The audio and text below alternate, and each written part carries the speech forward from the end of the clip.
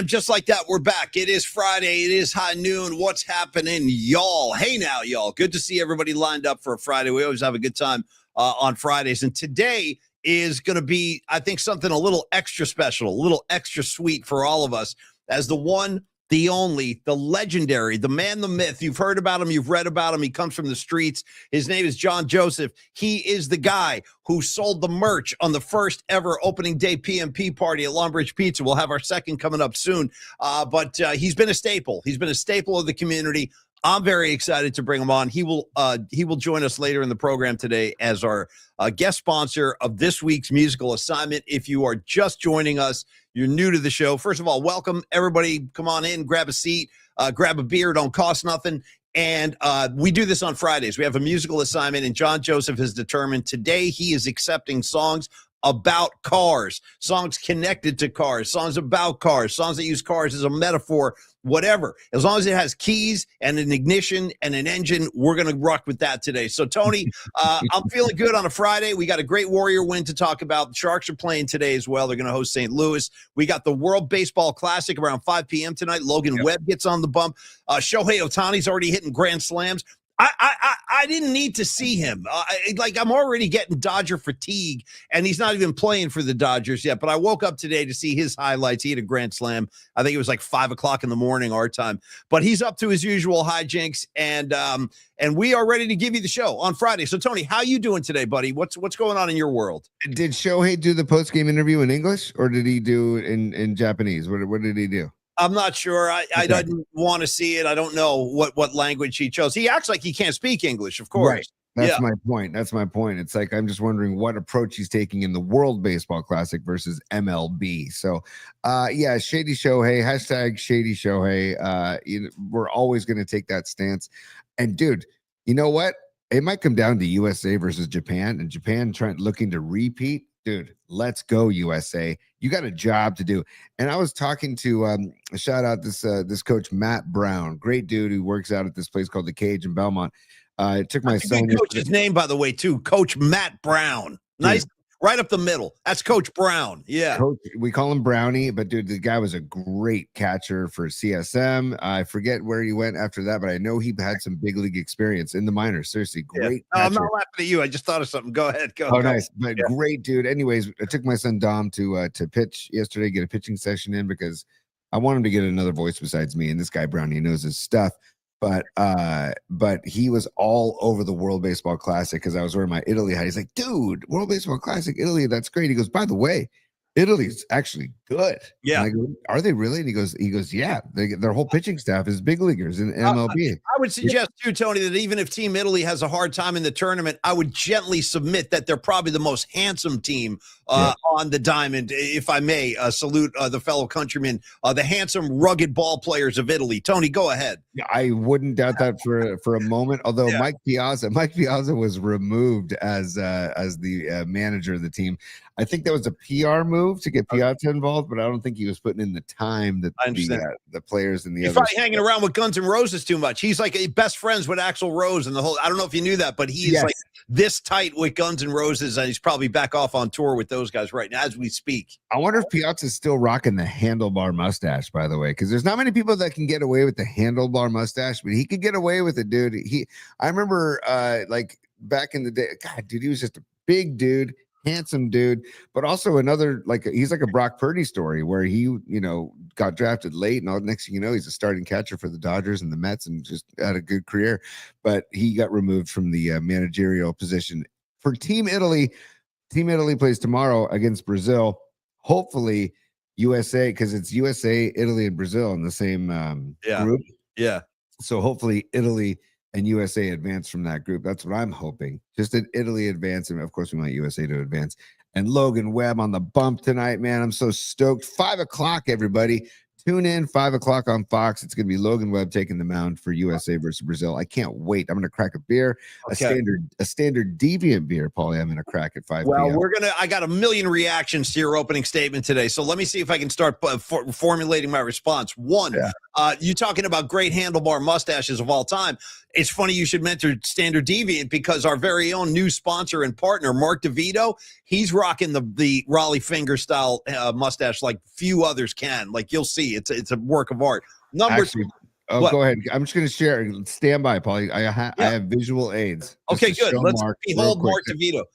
There he is. Mark's sipping the beer with the handlebar mustache right there, and he's the guy in the middle wearing a KEXP shirt. By the way, we talked about that when last time Mark and I hung out.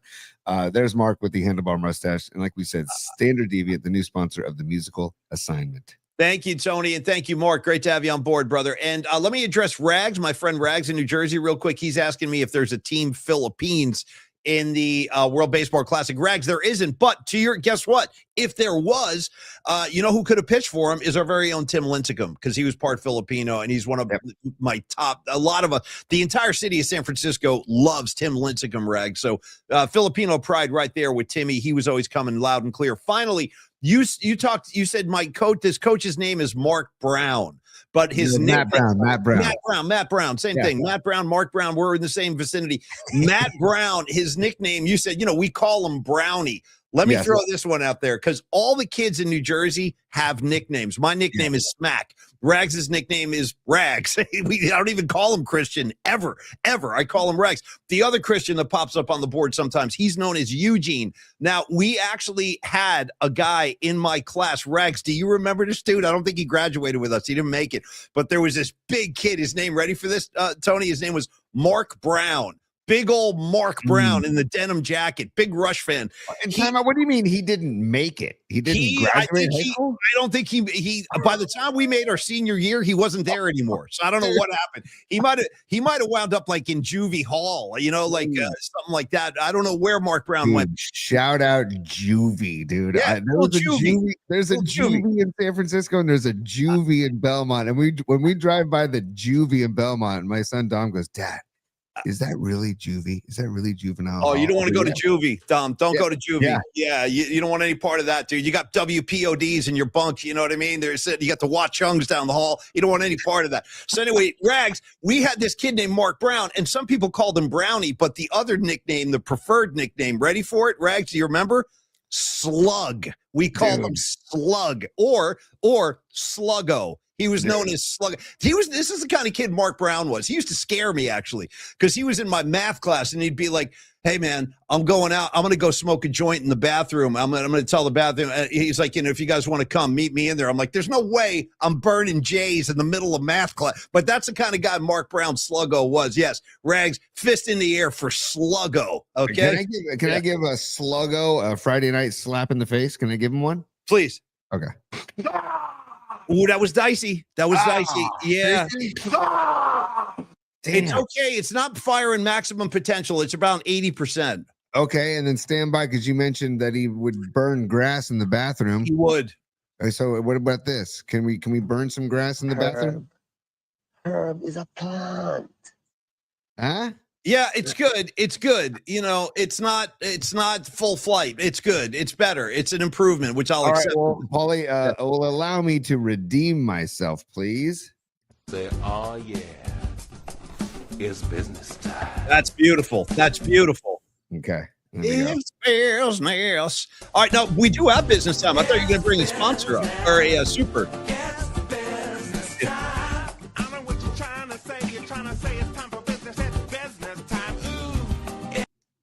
All right, there we go, Paulie. Yeah, might as well bring a Patty from Napa as a super from Lake Havasu or Lake Have a Few or Lake Have a Screw. You pick. That's where Patty from Napa is checking in from, and she says the one and only John Joseph. You are the main man, dude. You'll be great. Mikey ran errands, so he'd be back in time for the musical assignment. That is our host, John Joseph, today, and she says "rocket" in all caps. So. Thank you, Patty. Yep, thank you. Go ahead. No, go. No, is there another one? Or are there other supers? Okay, go. You take care of those. Yeah, Lily Merchant. She's a super. What's up, Lily? She says, happy birthday to the queen of the PMP broads at Patty from Napa. So, Lily, thanks for joining us here. We're going to celebrate Patty's birthday all day today because tomorrow, the great Patty from Napa celebrates another circle around the sun, Paulie. And she is the great Patty from Napa. Have a very happy birthday, Patty. You know we love you, and so does everybody else in the P&P community. Okay, Tony, as we settle into the show today, let's just check off the boxes we need to acknowledge. One, numerology. Where are we today in the what number show is this? As I introduce numerology, I want to remind people, as it says there on the crawl, like and subscribe. Please go to YouTube. We got to feed that algorithm. At Polymax Particles is the name of the show, is the name of the channel, at Polymax Particles on YouTube. Please like and subscribe while you are there. We can use all the help we can get. And then, Paulie, this is episode 277. Episode 277, bud. 277. Okay, let me play around with that a little bit. One, again, I'm going to remove the 2 for the first name, but just a nice, clean 77.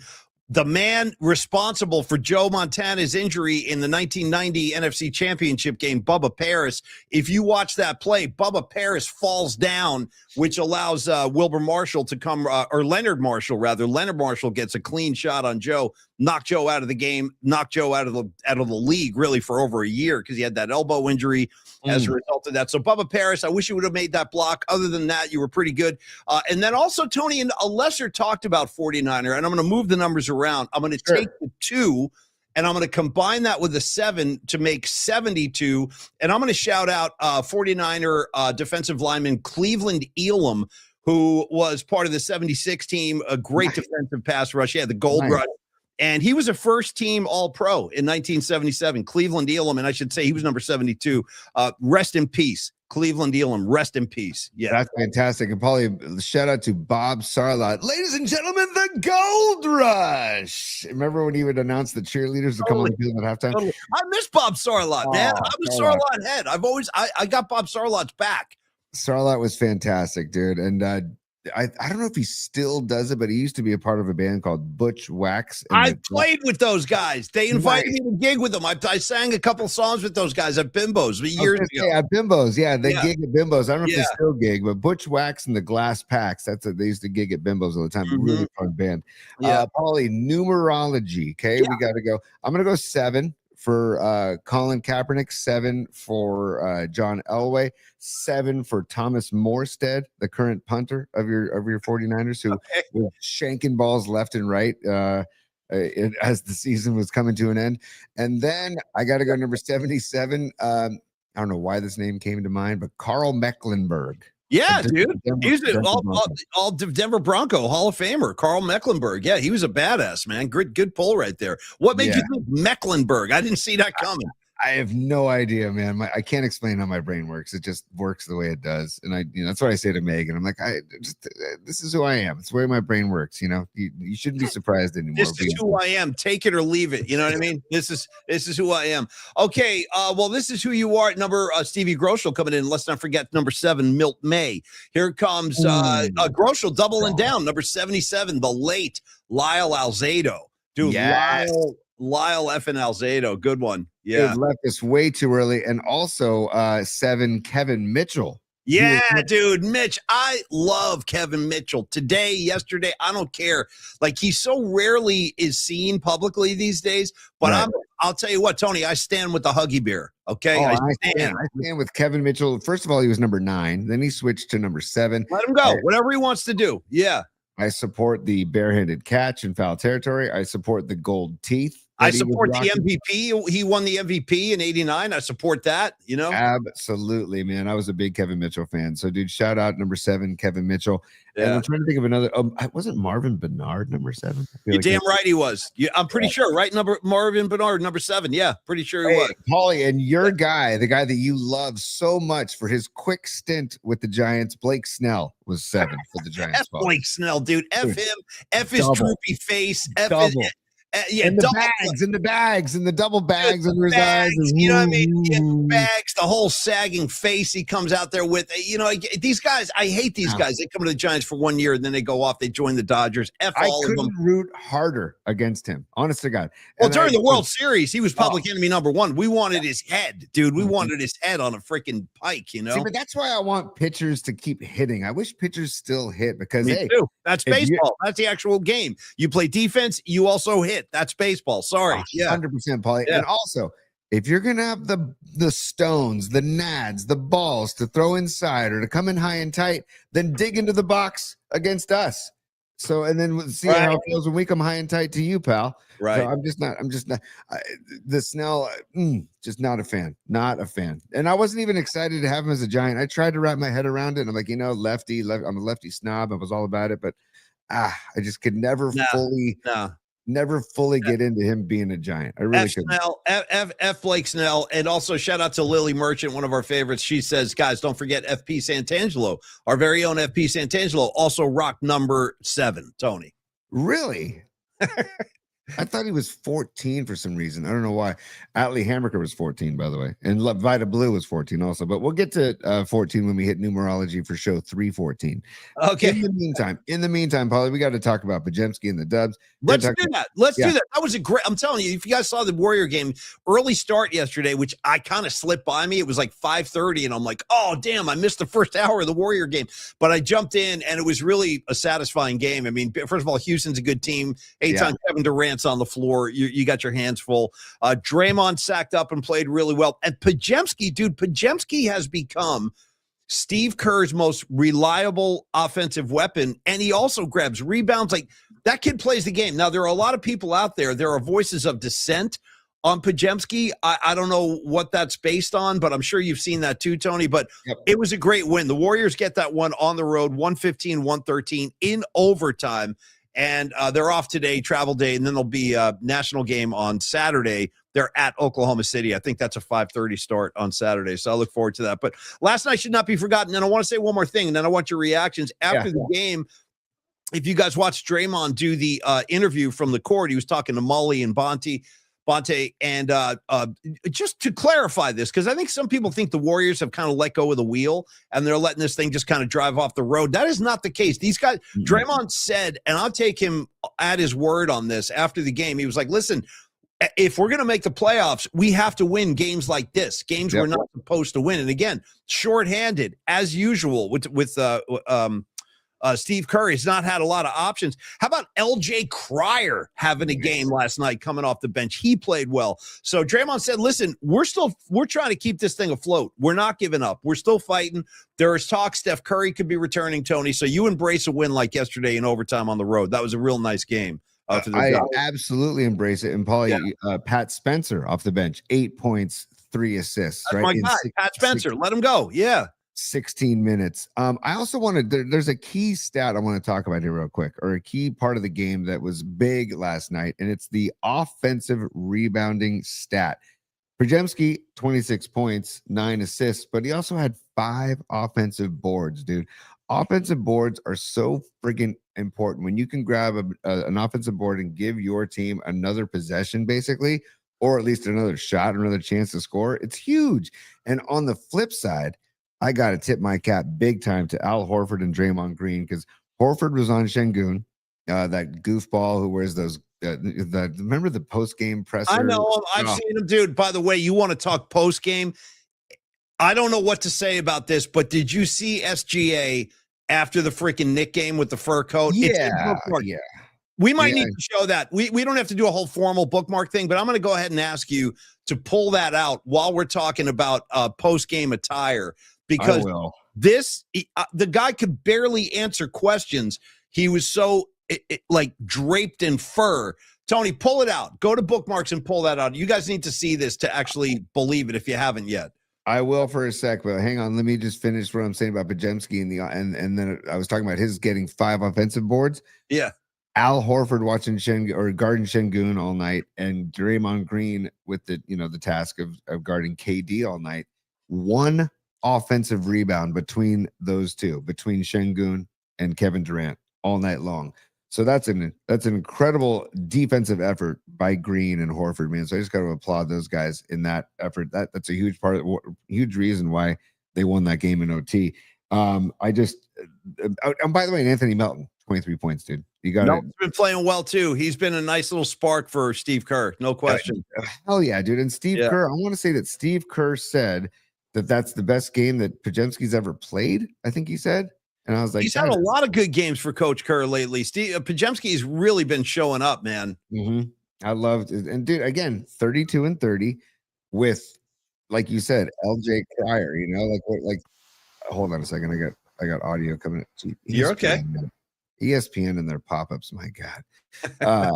But Steve Kerr, again, I just applaud the job that he's doing and the whole coaching staff with the Warriors, and Steph Curry sent a message, and he's here back in the Bay while the team gets ready to play OKC tomorrow, and he said, keep at it, keep going, I'm coming back soon. So he's trying to give them life as well from the Bay Area, saying keep at it. Like you said, Paulie, they haven't thrown in the towel. They're still they're trying to compete. They want to make the playoffs. There's no question of that. And Tony, while you're getting the SGA fur coat thing ready, I'm going to just kind of prep you. We're going to go into a Longbridge pizza spot because we are going to bring John Joseph in about 20 minutes and kick that whole thing off. So we actually have a bunch of sponsors we get acknowledged today and give some love to. And I thought it'd be a good place to say, do you have it? I see your look on your face just changed. Yeah, well, there's some really good bookmarks too, man. It's just do you want to do we do fur coat? Bro. There we go. I'll let it speak for itself. This is real. This is not a joke. There he is. There's your MVP of the NBA. Tony, I'll take your thoughts at this point. I mean, here, I'll let the video. Watch him try to talk with this thing on. Top teams in the East recently. What's your impression of this Knicks team after playing them tonight? Yeah, good team.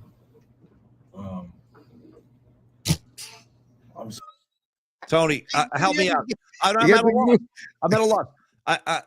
He had to move his mouth because hair was getting caught in his mouth. Did you catch that? Did you catch that? I did. I've seen this. No, I know. I've studied this like a professor of human behavior. I don't. Yeah. What? Go ahead. No, go ahead. Then they have really good defenders out there as well, so they're well balanced. They're obviously top of the East for a reason. They're a good team, playoff team. So you know what this reminds me of, man, is remember when Jerry Seinfeld agreed to wear the puffy shirt 100% with the low talker. Yeah. I'm wondering if somebody made this for him and he agreed to wear it. And then serious, dude. No, he's not. This ain't a joke. He's dead serious about this. This is just. I mean, he almost sounds like Marcellus Wallace with the gag ball in his mouth. Right? Go wake up the gimp. You know what I mean? Well, there he is. There's your MVP of the NBA. That's what it's come to. Fur coats that obstruct one's mouth. Just some visuals for your Friday. Yeah, I can't get behind that either. You know what I can't get behind? Longbridge Pizza. Real quick, we can get behind Longbridge Pizza in a second. But I have a question for you, Paul. Yeah. Whatever happened to just like a t-shirt and a jacket, or like a collared shirt, just a collared shirt, or like can somebody bring back a freaking just a Lacoste or Izod shirt with the alligator? Or like Bob Weir used to wear one of those, for God's sakes, with Daisy Dukes, a great outfit. Also, I never saw Steph Curry in his MVP seasons do a post-game presser with that kind of fur on. I don't know, man. And I'm not sure. Paulie, do you remember the knockoff to Izod's called Le Tigre? Do you remember? Yes, I do. With the little tiger instead of the alligator, man. And I was like, I'd rather wear the tiger just as an anti-alligator statement. You know what I mean? I was big into the alligator, and so I'll never forget. My mom brought me back some Le Tigre shirts. I'm like, Mom, I can't wear this. Oh, I would have worn that punk rock style in a second. Like, that's what it's all about. Let's push back against the alligator scene, you know? And no BS, Paulie. Be true here. Did you ever pop your collar? Did you ever rock the collar up? No, never. Not once. Not once. Yeah. I think I did once. Rags will back me on this. Rags, you ever see me pop my collar? There's no effing way I ever did that. Never. Let me tell you why. Because the kids that did that kind of S in my high school, I was not down with those kids. Right. Okay. Right. So no, I didn't, never, ever. Rags, thank you for the clarification. Nor did you. Rags and I were not popping collars, brother. That was not happening back in our day. Did you ever peg your pants? Yeah. Yes, I did. Yeah, yes, I did. I did. Yes, I had high top Vans, right? Yeah, high top Vans because I was a skater back in the day. Yeah. And I still, we've talked about my love of skateboarding, but I wanted to show off the Vans, and I couldn't show off the Vans if my pants weren't pegged and high above the high top. So now you got to roll them up. You got to roll them up tight, man. I did that. Yeah, sure. Let's peg them, brother. Let's do it. Hey, back to Longbridge Pizza. Let's give some love to Longbridge Pizza. My question to you, Tony, when Neil Denardi shows up at our opening night party at Standard Deviant. Will he be wearing a fur coat like SGA's while he's driving the pizza wagon? I doubt it because it's too flammable. The I guy's near doubt it open flames, man. He can't like we don't want Neil to catch on fire. He's too good No. at slinging pies, dude. I saw Neil Denardi. Tell me about it. I miss him. I'm having like serious Denardi withdrawal. And what's up, Long Bridge Pizza? I know you guys have the show on Friday. It's great to see you guys. Yep. Hope you're enjoying your lunch. Hope you're enjoying Neil Denardi's beautiful array of foods and pizzas and salads and beers. Cheers to all of y'all at Long Bridge. From PMP to you. Yeah. 100%. I saw Neil yesterday. We had a beer together yesterday, and he's getting ready for his son's opening day tomorrow in Little League, Nico's opening day. And he was just saying that things are going really well at Longbridge and that they're gearing up to get the baseball season going, because it's the January is a slow month, I think, just in general for all restaurants. I really do, because people are like, I'm going to eat healthy. I'm going to have nothing but salads. And you just spent all your money during the holidays. You're tapped out generally. Dry, January is like a dry month. Yeah. Right. So he says they're stoked for baseball season. They've had a good February, and March is going to be rocking, and he's ready to sling pies for our Standard Deviant season opening party on March 25th. So it's going to be a really good time. But to that point, Paulie, yes, sir. I just want to remind people that Neil loves taking the pizza wagon out on the road and loves to cater events, because it breaks up the monotony for him. Not the monotony, but like it breaks up his instead of going to Longbridge every day, he gets to go to different parties or different events or different places and make pizzas for people. So if you want Neil to cater an event of yours, you can go to longbridgepizza.com, or you can email Neil at neil@longbridgepizza.com, and Neil is Neal at longbridgepizza.com, Paulie. Yeah, when you're thinking about how to spell Neil, you just think Grateful Dead, the other one. There was Cowboy Neil at the wheel. The bus dude never ever land. Coming around, y'all. Anyway, there you go. Cowboy Neil. In this case, it's Cowboy Neil at the oven. Cowboy Neil with the pizza flipper. Because Neil Denardi is serving up the best pizza in San Francisco. If you have not been initiated, get on down there. Go through the ritual process. I'm kidding. There is no ritual process. Just go in there and order some food and enjoy the great products of Longbridge Pizza. The variety of pizzas, a variety of sandwiches. There's all kinds of salads to choose from. Artisan beers on tap on a daily basis. You go join the Vibe Tribe, then you come talk to me about the serious pizza and the laid-back vibes of a Longbridge. Tony, also the specialty sandwiches. I always shout out the chicken parmesan. I want to also give some love to the chopped cheese sandwich, which is Neil's kind of version of a cheesesteak like you would serve in Philly. But it's outstanding. In fact, he can serve that up vegetarian style. Tony's had some veggie chopped cheese before. The chicken parm, as I said, it's second to none. There's just no competition as far as that being the best chicken parm sandwich in the city of San Francisco. I know Stevie B, another Jersey kid, he backs me up on that too. He's had the chicken parm. It's no joke. What am I looking at here? That looks amazing. Jesus, that's hard to look at. What is that? That's the loading dock, Paulie. That's the loading dock. Give me a freaking loading dock. I'll split a loading dock with you right now. Right now. And I want you to notice the whole picture. You got the chili flakes right there. You got the Parmesan on top. You got the house salad on the bottom right. And then you've got the wings on the bottom left, and you've got the frosty beverage. You can see the ice cold beer right up top. They know what they're doing here, and there's a close up of the loading dock. I got to tell you, Tony, this is a great Longbridge pizza spot we're doing, because it's become all inclusive. Like, people are jumping in with their own takes. Nice. Nutter chopped cheese is in fuego. Nice. You got Lily Merchant, best chicken parm ever. James Lazat, I could go for the hot and honey right now. Miguel, looks so good. Patty, I'm so hungry. Miriam, loading dock is my favorite. I'm with you guys. I love the all-inclusive Longbridge pizza spots. But anyway, Neil is a great partner. He is a great restaurateur. Go support his business. He's been so good to us, and he's been so good to not only Tony and I in the show, but all of you guys too, by opening his doors for private events and parties and broadcasts and all that kind of stuff. We couldn't ask for a better partner than Neil Denardi. So thank you, Neil, for all you do. Please go enjoy Longbridge this weekend. He can accommodate private parties if you want to bring your CYO team in, or whatever youth sport thing you're involved with as a coach or a parent. They can seat probably the entire team in the back, groups of 20 to 25 people. Just talk to Neil about it, and he'll hold the room for you. So get on down there. there, 2347 3rd Street, laid back vibe, serious pizza, Longbridge. We freaking love you guys. Thank you. Hell yeah, Paulie. And there's the buffalo chicken pizza, which Shannon Kaler ordered, and it was fantastic. So damn good. They make this on Thursdays. And again, Yeah.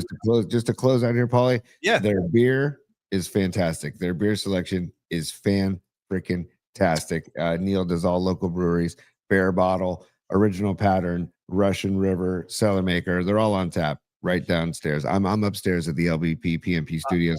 Neil's downstairs slinging pizzas right now with Gabino and Andre and Jorge and Emmanuel and Steven. They're all downstairs. I'm a Creating the Gambino vibe. and Emmanuel fan, Tony. I got Gambino's back. Do you have the picture of those guys wearing the PMP shirts at your disposal? If not, I can find it real quick. Those guys are great dudes, and they're at the front of house, as they say. Yeah. Oh, there it is, right there. Yeah, heck yeah. Let me share this real quick. Here is Gabino Yeah. and Emmanuel. Emmanuel's got the blue gloves on, and Gabino's right there with the peace sign right in the middle of his chest. So those two dudes will greet you as you walk in, and they'll give you a big high five and welcome you with good vibes. So thanks again, boys. Thanks again, everybody at Longbridge. Okay, last thing, Tony. Let's do a super here because it's actually connected to Longbridge. I saw one just come in. I think it's from one of the Santa Cruz Mafia guys. This is we don't need no stinking badges. He says, Yeah. since our meeting is a badges. Wednesday, Yeah. since our meeting is a Wednesday, can we get the chicken parm? Never had it. Wow. I would say yes, 100%. Order the chicken parm at Longbridge and bring it right over to Standard Deviant, man.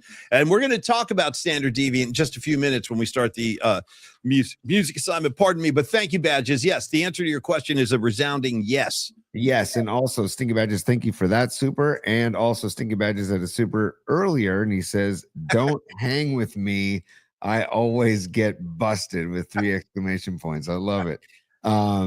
Stinky Badges, thank you for the super. And also, Paulie, I have to Escobar at the end of yesterday's show also had a super that I did not get to, and I want to just give love to Escobar. Oh, Cheeks for sure. Yeah. And his super, I don't remember verbatim what it was, but his super was giving love to Tony Gwynn and the hitting prowess of Tony Gwynn. So I wanted to make sure that I mentioned that today because I love Tony Gwynn. We all did. Yeah. But might be my favorite hitter of all time. Honest to God. Watching that guy swing a baseball bat and toughest out. But that's what I love about Arise. That kid Arise is the same thing. He's a tough out, man. And he's not striking out. If you think about that stat of 21 Ks last year in 600 and I think 620 at bats or 610 at bats. Yeah. That's incredible. Against the type of pitching that he's facing, it's incredible, man. So tip of the cap to Arise, tip of the cap to Tony Gwynn. Rest in peace. We got some fun birthdays to get to later on the show today, too, P. I want to ask you a quick question since we're talking baseball here for a second. When Logan Webb takes the mound today, are you expecting like the ferocious competitor Logan Webb that we see like mid-season against the Dodgers, like a June or July game? Or do you think he's on a little bit of a leash considering that it's March? I think it's both. I think he's going to be on a leash, but I think he's going to come out of the gates ferocious because I really do think that these players really do get into this World Baseball Classic for pride, for national pride. And you know that Shohei in Japan's going to want to repeat. And you know that Puerto Rico and Cuba and all these other teams would love to take out the USA. Yeah, because of just the what is the perceived arrogance of USA MLB ball players, right? And that everybody wants to come play baseball in America's pastime, right?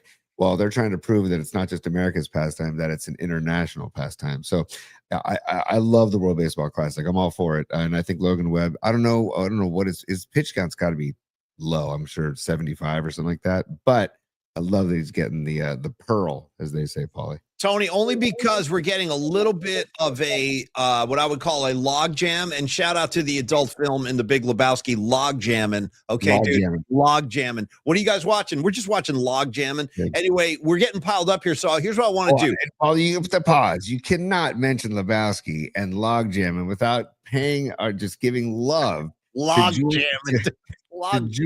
Is it Julianne Moore? Moore? You're damn right. It's Julianne Moore. Yes. In the harness, please. But in the harness with paintbrushes, dude. Just chucking paint. Yeah, chucking paint. Just And by the way, don't hold this against me, guys. I'm just going to quote the screenplay here as she goes right up to Jeff Bridges, Big Lebowski, in his face, and she goes, "Do I make you uncomfortable? You know, does the human body make you uncomfortable?" And then she drops this on you. Well, should I say it, T? It's a little bit risque. Should I say what she says or no? Yeah. Well, I'm just quoting the film, folks. Just quoting the film. She's in Lebowski's face, and she says something like, "Yeah, you know, a lot of people get intimidated by my work, Tony. It's very vaginal." Okay, it's vaginal. She drops that on Lebowski, and he goes, "Oh yeah," and he's like smoking a butt, or he's smoking a J. I think he's burning a J, like just standing there, like puzzled. I know this doesn't help the clock, Polly, at all, but you know what? The beauty of our show is that we determine the clock. I was watching Waiting for That's Guffman not what you last said night. last week, but okay, go ahead. I know, but you know what? It's Friday fun. It's a fun Friday. You know, Waiting for Guffman, the movie Waiting for Guffman. Do I know Waiting for Dude? Of course I know Waiting. Shout out Christopher Guest and the whole gang. Yes, yeah. Dude, yes, man. I was perusing Netflix yesterday. I'm like, you know what? I'm diving in. Oh, the whole collection's there, dude. Best in Show, Guffman, the Spinal Tap, like all that whole ensemble cast. But yeah, Guffman, A Mighty Wind. That's the folk one. Yeah. But dude, the best part is they're at dinner at the Chinese restaurant, and what's his name starts talking about he had to get a penile reduction surgery, and then he says to what's her name, Caroline O'Hara, Catherine O'Hara, who just passed away, rest in peace. He says to her, "Well, you know, you could have gotten a vaginal expansion surgery." Wow, we're getting into a whole thing today. Who saw that coming, folks? I don't know. Anyway, no, Guffman is money, dude. Guffman is money. Yeah, it's phenomenal. And stand by. Last thing, and then you can get back on the clock, Paulie. Just for that's all right. Yeah, for bleeps and giggles. Here we go. Let's go. The audio's not the best, but here we go. Just stand by. Here we go. Yeah. Come on, man. Yeah, look at him. Oh, they're lowering her down. And by the way, look at him.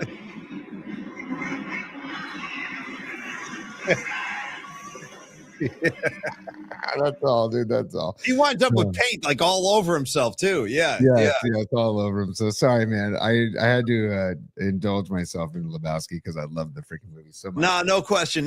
So Tony, a couple of more supers. Then I want to give some love to Dan Coach Emilio, and then let's get into the music assignment with John Joseph. You bet, Paulie. Stand by. Here we go. Let me see. Wait a second. This is Patty from Napa is a super, and she's saying happy birthday to Big Al in Chico, who's celebrating his birthday today, dude. Hey, so happy birthday to Big Al, dude. Big Al, happy birthday from myself, from Creative Tony, Dom, and the whole PMP community. You're one of the good ones, Big Al. Hope you have a great night, and cheers to you, brother. Big Al, happy birthday. Yes. Phenomenal, Big Al. Thanks for always making the chat a very fun place. You're one of the many members of the PMP family that makes the chat so much fun. Happy birthday, Big Al. And Patty, thank you for the super. Dom Peralta's a super, and he says, happy birthday to Patty. No question. PMP, we love you. Yes, happy birthday to the queen of the PMP broads, the self-proclaimed PMP broads, by the way. She's the queen bee, man. She's Miss PMP. She's the queen of the scene. She's the birthday girl. Biggest Eagles fan I've ever met, and I respect it. And we want Patty to have a great birthday. We want Big Al to have a great birthday, too. I 100%, guys. It's a couple of heavyweights right there with their birthdays.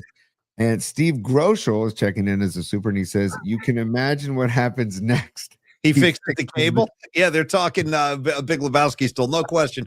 Dude, Big Lebowski works any time of day, any season of the year.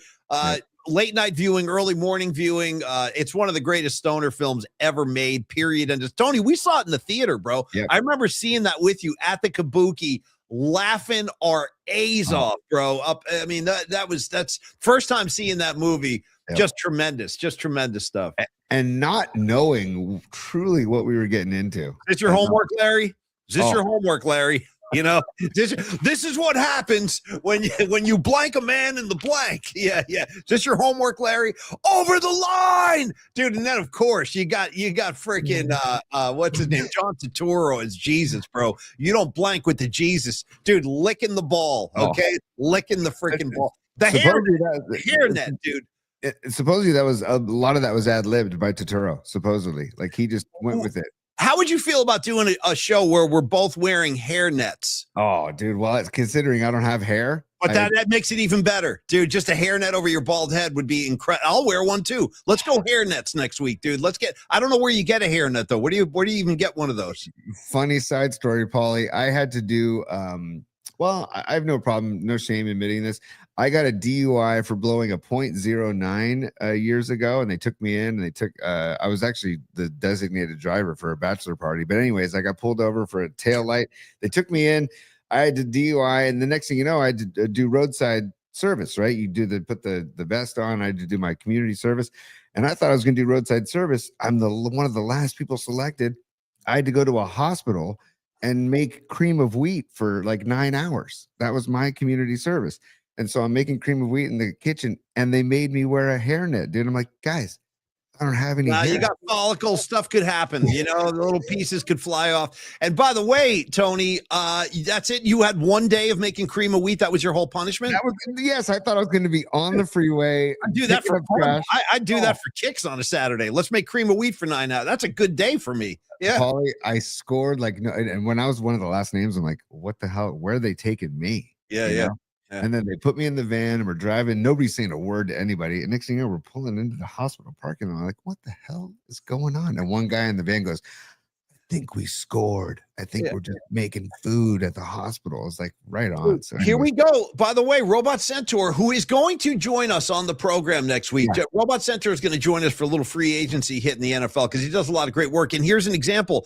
He's reporting right now, running back Joe Mixon has just been released by Houston. That's a guy I would roll the dice on. Joe Mixon, big, strong, can definitely run the rock, and would be nice to complement Christian McCaffrey with a bigger back like that. That'd be a hell of a look for a defense. You run CMC at him, you give him a blow, you bring out Joe Mixon, you pound him up the middle. Other free agency names, there's a lot of big ones out there, folks. Aaron Rodgers, well, DJ Moore actually just went to Buffalo, but you got Kyler Murray, you got Stephon Diggs, AJ Brown. There's all kinds of big NFL names being released. Geno Smith was released by the Raiders, or he's going to be released next week by the Raiders. They let him know today. So who is this? What is that? So, dude, that is Mac Jones jumping off a diving board in it looks like in Cabo or somewhere in Mexico. George Kittle posted this photo. I had a feeling you were going to mention Geno Smith. I'm just wondering if the Niners do pull the trigger on trading Mac Jones, if they can get a first rounder. I don't know if they can, or if the team is willing to part with the first rounder for Mac Jones. But I wanted to just applaud Paul. If you look at that photo, he looks like a dad. It doesn't look like an NFL quarterback to me. He just looks like some guy. That could be me, for God's sakes. Yeah. 100%. I'm like, I applaud that body so much right there. Yeah. Because that's a professional quarterback right there. That's a professional NFL quarterback right there. Yeah. Who, by the way, is having an amazing offseason, by the way. I think Mac Jones is winning the offseason. Patty from Napa asks, is that a little gut I see? Yes. It looks to me, Patty, it looks to me what you would call an NFL quarterback gut. They're rarely seen because these guys work out so much. It's hard to get a gut, but it looks like Mac Jones is working on one. So all power to him. Yeah. The dad bod on Mac Jones. Shout out. Yes, Scarlet Fire. Dad bod. Exactly. Yeah. Scarlet Fire. So I just wanted to share that real quick, Paulie. Before we get to the musical assignment, let's give some love to Dan Coach Emilio. Yeah, dude, thank you. Perfectly well said as Tony continues to produce and just lay all his goodness on all of us. Okay, Dan Coach Emilio, securemoney.com. He is one of our newest partners. We were talking last night. I got on a text thread with Los D and Danny C, Dan Coach Emilio. We were talking about the 84 Major League Baseball All-Star game at Candlestick Park, and the guys were sending videos around. That's the game where Dwight Gooden was 20 years old, struck out the side, dude. What I mean, God, that if you saw Dwight Gooden pitch in 84, 85, and 86, you saw it as good as it ever got. I mean, he was freaking unhittable. But anyway, Dan, Coach Emilio, loves talking baseball. You enjoyed his Scottsdale correspondent hits. He was great. He'll continue to be great, but his day job is where he gets his real acclaim at securemoney.com. And Dan's mission basically at securemoney.com is it's a few things. One, to help you never lose money, but still have growth and opportunity at the same time. Dan is going to show you how to have more net income, how to pay fewer taxes, and how to be certain you have income guaranteed for life. Think about that. That's what we're all, like, I think, striving for. Guaranteed income for the rest of your life. And Dan's got experience in the area of retirement planning, all those kinds of issues. That includes life insurance, that includes IRA planning, inheritance planning, financial planning, estate planning, safe investments, and of course, 401k rollover. And the great thing about working with Dan is he's got keys to all these rooms that we don't generally have access to. Like he's going to say, guys, here's a way I can cut your taxes this year. Here's a way you'll owe fewer taxes come tax time, while maximizing your money. Helping your money grow is huge. And Secure Money only contracts with the top rated companies in the industry, where safety and growth is the driving force and focus of their company. When it comes to rates, check some of these out. Dan's got access to guaranteed options paying 7% on 2-year terms and 8% on 5-year terms. Again, it's Dan Coachemilio, securemoney.com. A great financial advisor can really do a lot of good for a lot of us in the PMP community. Pick up the phone and start the conversation with him anytime. 1-888-960-SAFE, 1-888-960-SAFE. And I will just say this, Tony, as I hand it over to you, Dan's a really easy guy to talk to. He loves talking to people. He loves helping people. And he's, again, the experience I'm looking for in a financial advisor. He is 30 years in the business, Tony. 30 years of helping people grow their money and securing it at the same time. And all of the other issues I mentioned, inheritance planning, the estate planning, 401k rollers. He does all that stuff too. So thank you, Dan Coachemilio and Secure Money. You're a great partner to us on the PMP show. Absolutely, man. And Dan's a passionate dude. If you've seen him on our show talking baseball, loves baseball. He's a passionate dude, but he also loves what he does for work. He chose this line of work, and he went out on his own because he loved it so much and rolled the dice on himself and said, you know what, I can do this on my own by myself. And that's what he's done with Secure Money. He set this up all by himself. But a few questions that Dan asks: do you feel unsure about what happens to your income once you retire? Are you relying on your 401k and hoping it's enough? Have you been putting off reviewing your retirement plan because it feels too complicated? Well, Dan specializes in helping people reduce taxes, protect their income, and turn their savings into guaranteed stress-free retirement income. Nice. Through his income saving strategies. Okay. And he's been helping retirees and working professionals build stronger retirement income plans. And by the way, Paul, you mentioned reducing their taxes. Yes. Dan has been able to reduce taxes by $10,000 to $40,000 annually for many of his clients. So if any of this is ringing a bell to you, get in touch with Dan. Seriously, get in touch with Dan. Go to securemoney.com. We love Dan, or email Dan at securemoney.com. We're huge fans of Dan, even before we partnered up with him with the NorCal Sports Network, and because he's a dear friend of Carlos De La Fuente, and we love Carlos De La Fuente as well. But we've been watching Dan, and then we started the partnership. We're like, hell yeah, let's do this, Dan, because we trust him and we respect him. So give him a call, 888-960-SAFE, 888-960-7233. Thank you, Dan Coachemilio. Thank you, securemoney.com. Okay, now, folks, we are clearing some space to, I think, one of the main reasons we're all here today. We love this kid. Look at the new logo. It looks great, Tony. All right. Shout out to Standard Deviant. And by the way, just shout out to the other one of the many, many pieces of art, Dom Peralta. And we will talk about Peralta Arts later in the show too, folks, because I think Dom has finished the Polymac and Friends poster for the Brisbane In gig coming up. It looks freaking amazing, Dom. Thank you. So we'll show that off in a little bit. But I want to acknowledge the PMP musical assignment kind of record label logo that Tony just put up on the screen. I freaking love that. I love that logo. We don't talk about that art enough, and I would love to have that on a shirt too, man. Tom, you know what I mean? Put that on your list of 8,000 things. But anyway, no, it's a great logo. I love to have it. And the other logo you're looking at is Standard Deviant, our newest partner. We're so happy to have Mark DeVito and company on board. Standard Deviant, let's talk about them a second as we get ready to kick off this week's music assignment featuring John Joseph, who has requested and given us the assignment. It is all songs pertaining to, involving, or about cars, automobiles, folks. We're going to get into that momentarily. But first, a word about the music assignment sponsor, the good people at Standard Deviant Brewing in San Francisco. Tony, we're talking about two different locations. We've got the traditional location over in the Mission, That is 280 14th Street in the Mission District. Then, of course, there's the PMP Clubhouse Hangout. That's Pier 70 in San Francisco on Maryland Street. That is where we had the Christmas party. That is where we're going to have our opening night party, Giants Yankees, March 25th. Be there or be a square. We're going to have people start to arrive around 4:30. First pitch is just after 5. Really looking forward to that. So those of you who have already hung at Standard Deviant, you know about the atmosphere. You know about the great beers, and they are great. And Tony's going to talk about those too, a great variety of beers.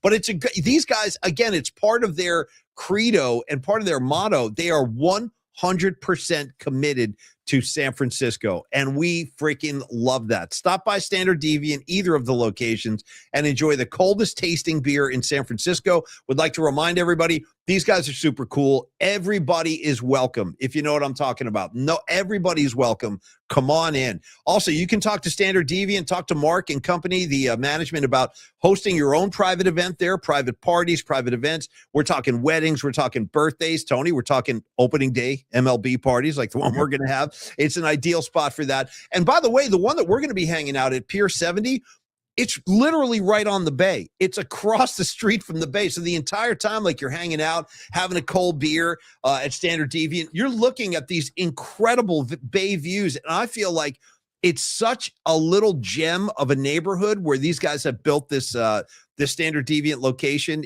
on Pier 70. It's a freaking amazing spot. There's tons of parking, by the way, too. A lot of people don't even know about that part of the city. So you can park with ease, enjoy some shuffleboard. Tony, we're talking 4 flat screen TVs, lots of space. We had a great time at our Christmas party, and I know we're going to have a great time on opening night and enjoy the variety of diverse beers, true to style, all the while enjoying that bay view. Tony, I'll let you speak to the beers a little bit, and then we're going to open the doors to John Joseph. But again, thank you, Standard Deviant, our newest partner, as they now sponsor the weekly musical assignment. We're thrilled to have them on board. Standard Deviant, we'll see you there soon. Love that they're our partner, Bolly. We've been looking for, because we love beer, especially I freaking love. My buddy, this guy Mark Adams, lives in Australia, has a great line. What a time to be alive. I feel like when it comes to beer, what a time to be alive because of all the damn good beer that's being made right now. And Standard Deviant right here in our backyard.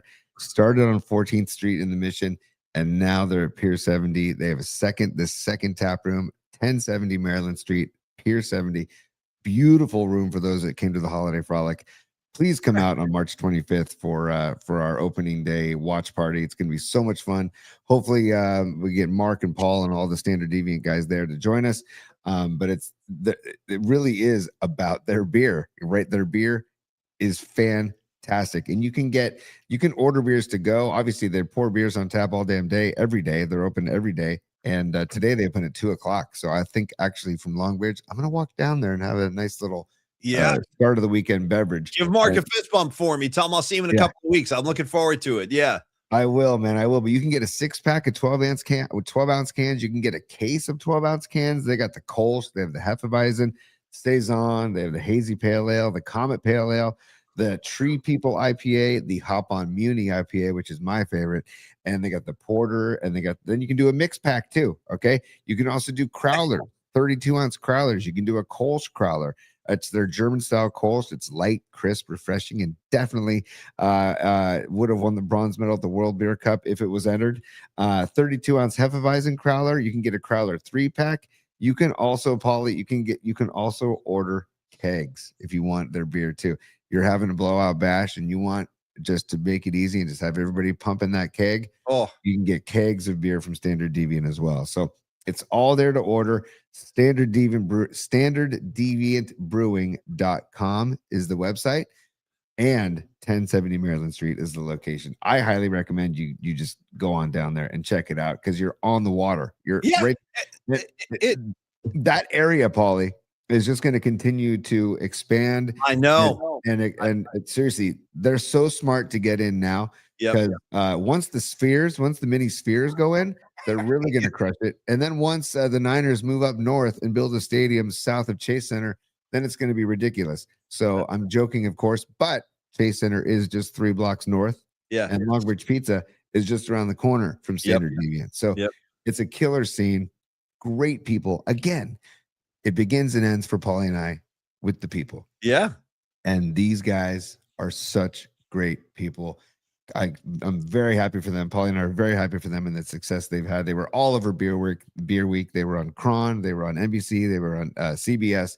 So congrats to them, and couldn't be happier to have them on board as our beer partner, Paulie. Yeah, welcome aboard, Standard Deviant. We're thrilled to have you. And if this reaction from the audience is any indication, you're going to be seeing some of the PNP familiar pretty soon. Soccer Bowl was like, yeah, man, we finally got a beer sponsor on the show. I totally agree. It was only a matter of time, and it's entirely appropriate. So all of that. Paulie, real quick, sorry to jump on that, but you talked about our posse, the PNP familia. Hey, Standard Deviant is so cool that they allow Patrick Mahomes pinatas inside their venue. I think they encouraged it. They were like, actually, just save me a couple of swipes too. I want to take a swing at Mahomes while I have a chance, you know? Well, and truth be told, Mark DeVito at Standard Deviant, big Patriots guy. Paul, I don't know Paul's last name. I got to get Paul's last name. He's the Commanders guy now. Yes, Paul comes with Commanders love. Yes. Yeah. So you got Patriots and Commanders love. I think we can all agree that we probably all dislike the Cowboys and the Packers. And who would well, the Seahawks, except for you. You love the Seahawks. Oh. Most of us hate them, but I know you're a fan. Yeah. 12th man, Paulie. 12th man. Maybe I know. Maybe I'll ask Mark if they can make a 12th man ale. Yeah, that's how we'll lose the sponsorship very quickly. But go ahead. Yes. That'll work not well for us, I would imagine. Oh, classic, man. So, hey, I'm ready to bring on John Joseph whenever you're ready. All right. So thank you, Standard Deviant. Great to have you on board. We're thrilled to have you as a partner. All of that being said, that paves the way for this week's music assignment. Let's bring him in. You guys know him. You love him. He is John Joseph, the mysterious man of music, who joins us for a lot of the PNP familiar get-togethers. Tony, let's say hello to him. I want to lay my eyes on this kid today. Yeah. Okay. That a boy coming strong. No. Okay. Wow. I'm ready, guys. Okay. Well, listen, I wasn't ready for this, but let's get into it. You were talking SOD yesterday, so respect. Oh, Yeah. That was what Broadway Rocks 1986. Yeah, God, dude. I remember Broadway Rocks right across the street from the Mabuhay, man. One of the great. Yeah. Actually, I don't know if it happened. The Mabuhay, it's called, God, what is it called now? I forget. But Flipper is doing a anniversary show there. No way. When is that? With Fang. It's sometime. I looked at the price, and to go see old punk bands, it's way too much for me. Everything's way too much nowadays. Flipper, for those of you that don't know, John, tell the people about Flipper. I have one Flipper album, and it's not an easy listen, dude. That is no. Yeah. They're one of those weird bands that they're like a band's band.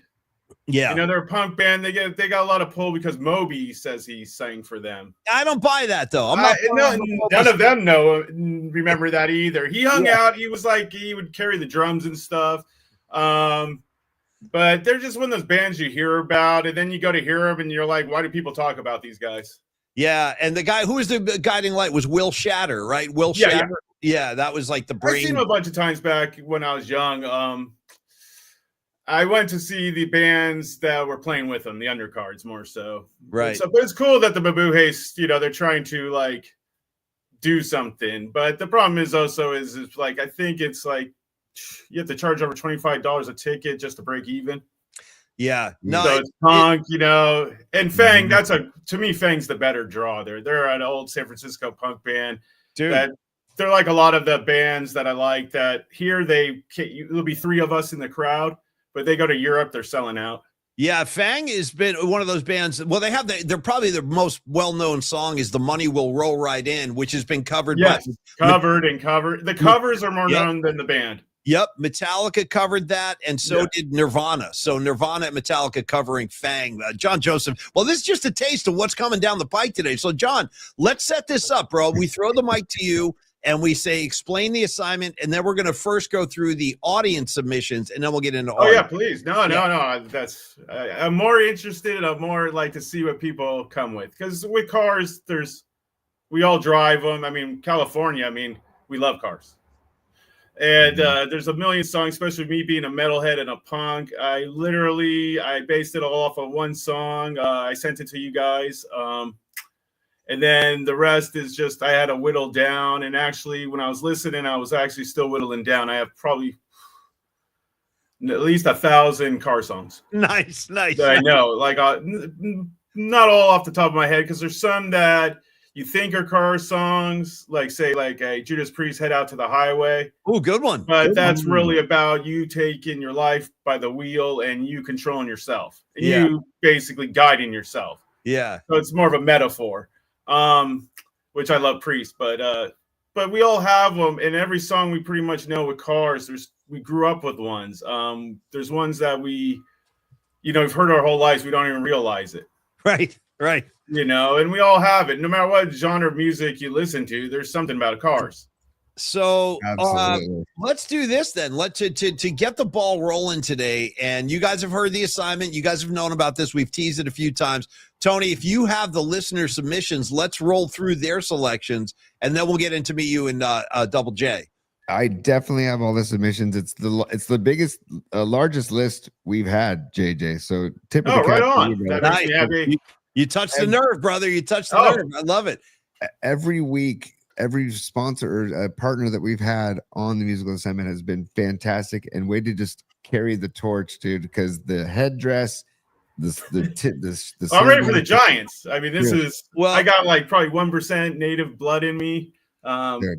I got to thank some forefather for doing something despicable. But yeah, I'm ready. I even got my cup from the stadium ready. Nice. I'm just dying. I'm waiting. I even got hold on here. Can't probably see. Let's see the logo. This is the Eugene Emeralds, their minor league team. Nice. We got this signed by somebody that's on the team now. I forget who. I can't read this signature.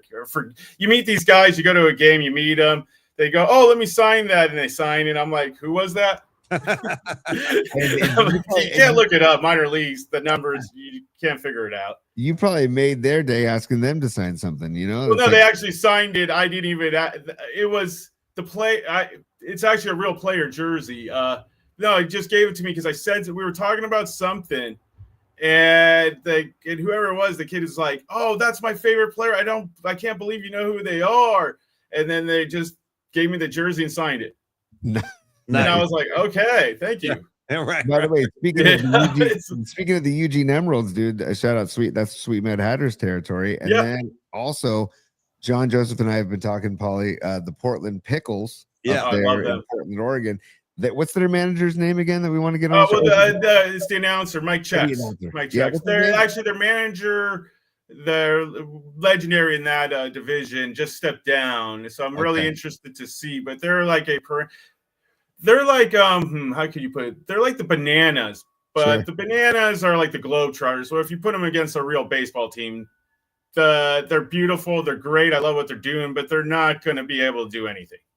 Okay, gotcha. So it's not, it's more for show. It's like a street version, or a circus type version, where the Pickles are almost the same, but it's about baseball. It's about fundamentals. It's bunting. I watched a game once where they literally the team just decided to bunt the whole game and won. Let's go. I was blown away. I was like, who does that? And it was their all-star team, but I was like, who just decides, like, they having a beer before the game and just like, we're just going to bunt and let's see what happens.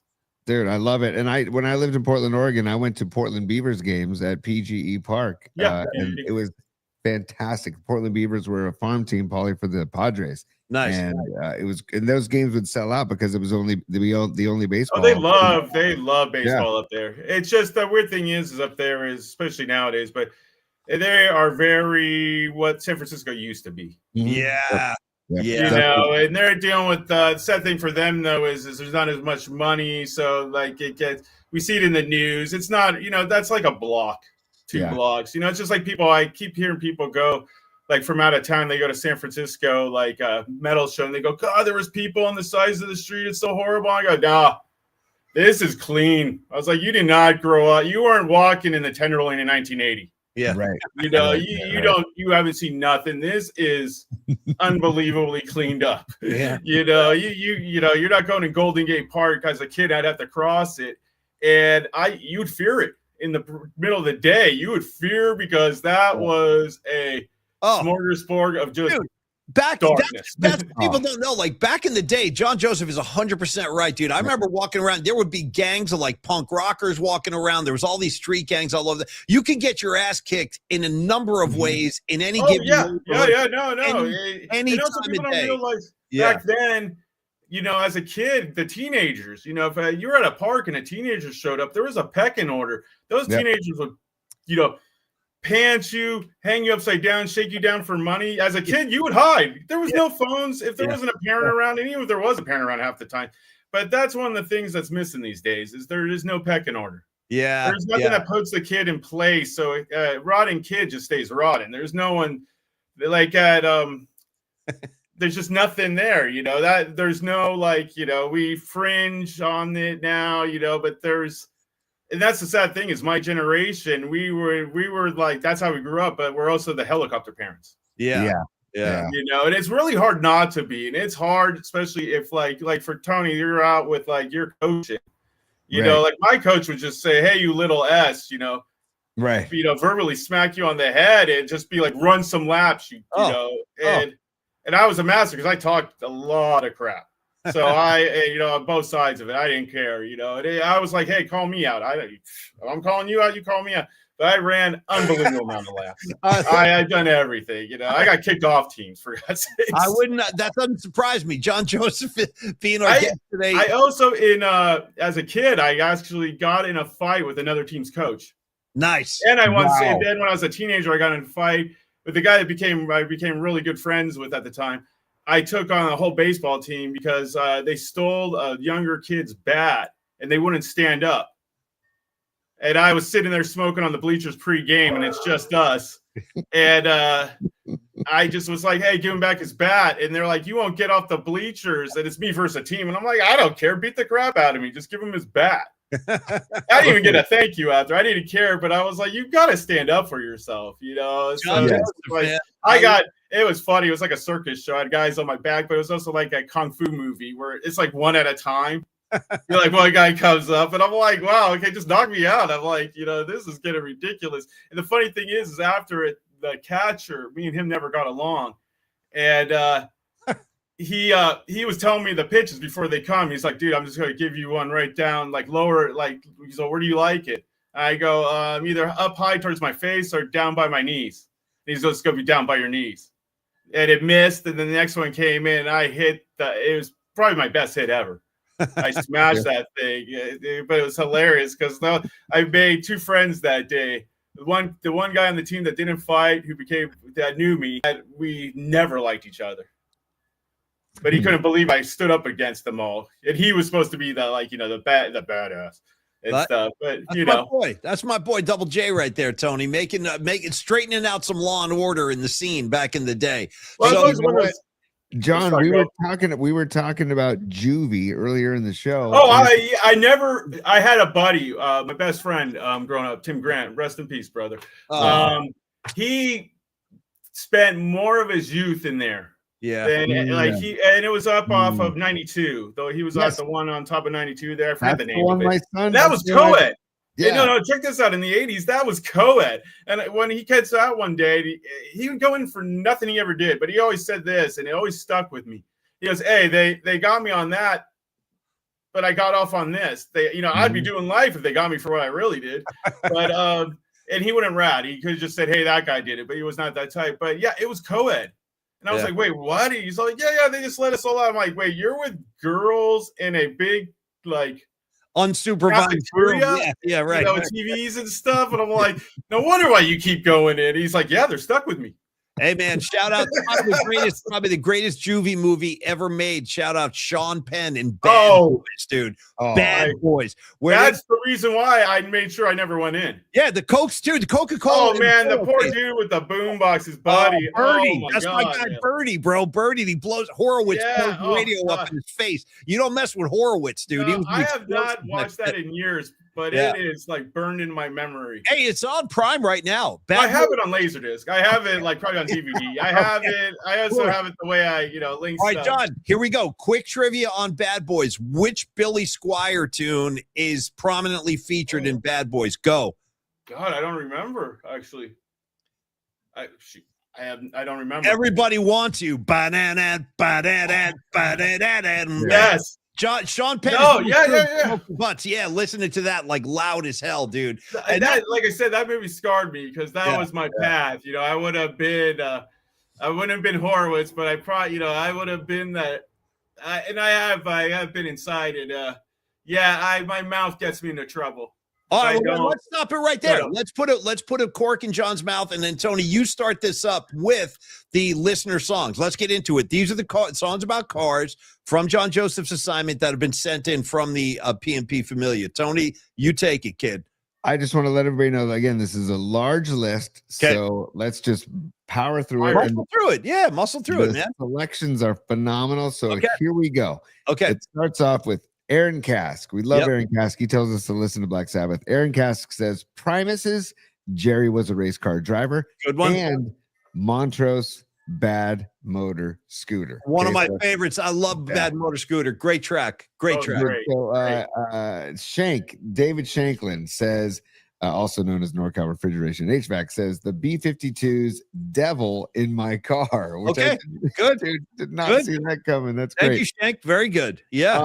I got to look up Arkansas Dave's again because it's listed on the list, but I don't see a song. right. Arkansas Dave. I need something from Arkansas Dave. Let's see. P1 Chuck checking in. Smokey Robinson's Cruising. Beautiful. Phenomenal choice. Beautiful. Phenomenal choice. Corinne Sartorio, Manhattan's in the Tupperware. She says Ronnie and the Daytonas, the little GTO. The song Okay. I Little was hoping for GTO. that one. Okay, I good. was so hoping for that one. Yeah, Corinne Nice. comes And strong, man. Corinne Corinne. also says the Beach Boys, Little Deuce Coupe. Yeah. There we go. So there we go. Dennis Morrison, and this is dedicated to Noemi. Dennis Morrison making a dedication to Noemi. Depeche Mode's Behind the Wheel. Okay. Behind the Wheel. Okay. And also the Dead Milkmen's Bitchin' Camaro. That's Oh, bad. I Yes. almost did that one. I almost went pitching Camaro. Okay. Okay. I'm glad somebody else took that. That is fantastic. Look at Carlos de la Fuente coming in strong. Our man Carlos de la Fuente says Rolls Royce and the song Car Wash with Richard Pryor. Nice. Car Nice. Wash, Richard Carlos. Pryor. I got a Little great flavor. story for that one too. Nice. Nice, dude. Hang on.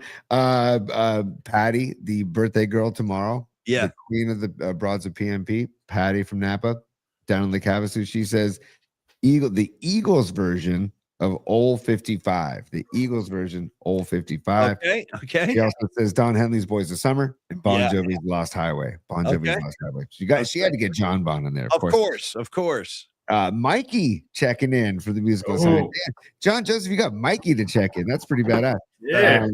Mikey checking in with Aretha Franklin's Freeway. Is it Okay. Freeway? Okay. All right. And Sammy Hagar's I Can't Drive 55. Great music video. by Somebody the way. had to do it. Yeah. Somebody had to do that. Yep.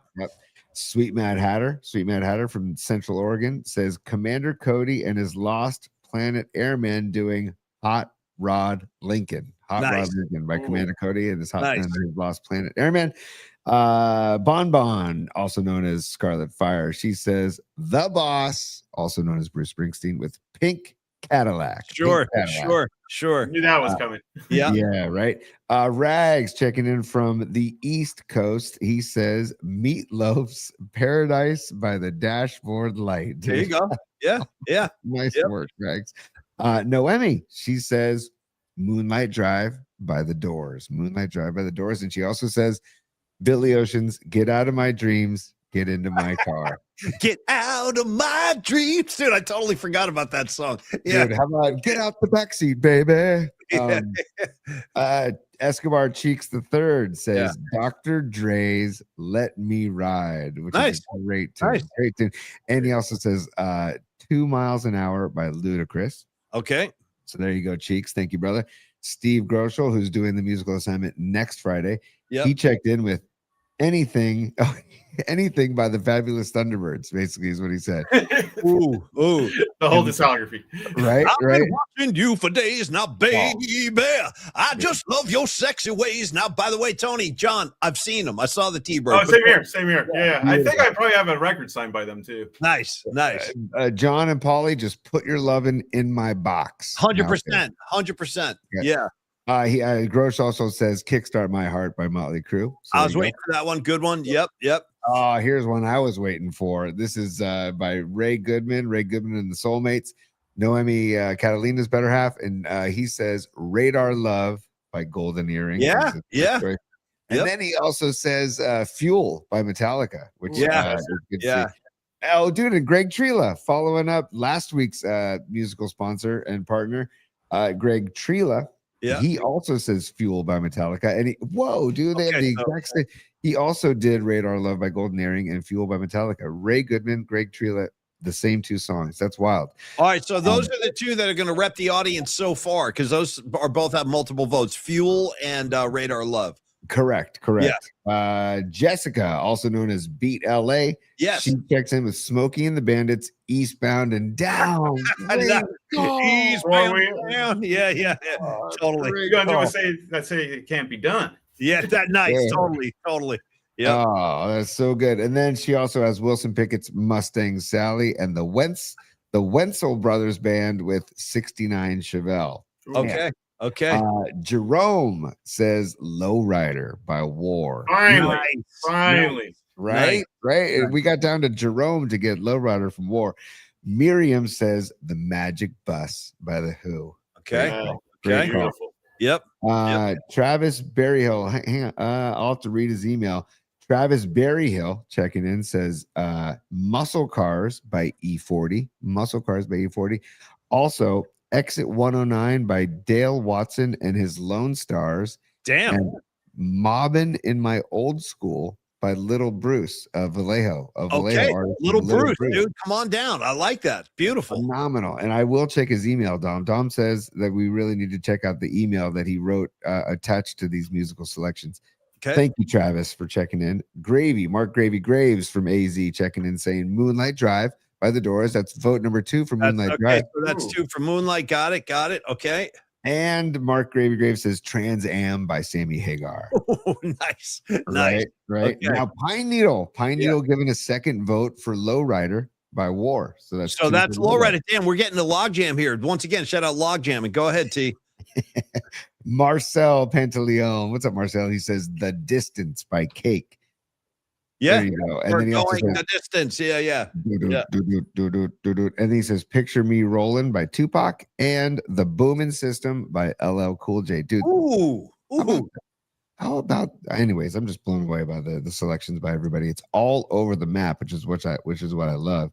Chutch also checking in, saying the Shangri-La's, The Leader of the Pack. How about that? That's going way back. The Leader of the Pack by the Shangri-La's. That's from Chutch, excuse me. Chutch 916. Stinking Badges says the Beach Boys, Sloop B. by the Beach Boys. Yep. Stevie B, Steve Bisecchio says Billy Ocean's Get Out of My Dreams, Get Into My Car. That's a double for them too. Okay, Get Out of My Dreams. Got it.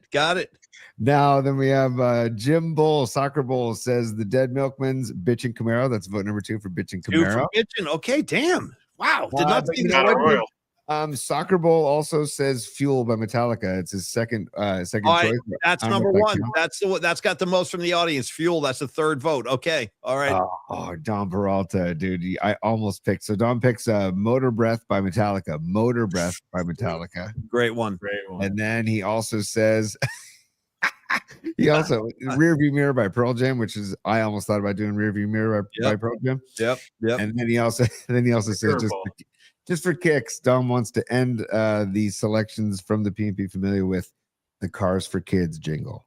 Oh, please no. I'm taking machine gun from that thing. I want my flamethrower to just scorch that set with the kids. My son used to sing that. Like I would have to sing that to him to put him to sleep when he was little.